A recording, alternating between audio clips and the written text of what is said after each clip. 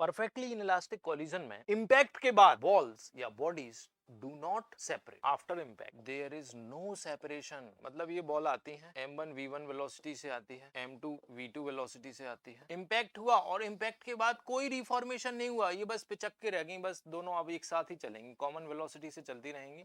There is no reformation, 0% reformation after impact. Impact के बाद कोई रिफॉर्म ही नहीं होता है, चिपक के रह जाती हैं, बस एक साथ चल रही हैं.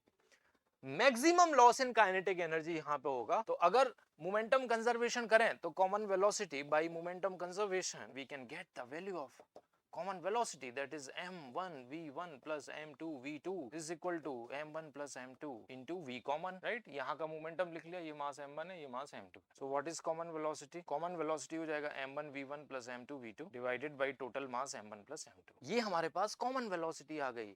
so what is the loss in kinetic energy is equal to half m1 v1 square plus half m2 v2 square. ये तो होगी इनिशियल हो गई आपके पास, minus final is half of m1 plus m2 into v common का square. This is the loss.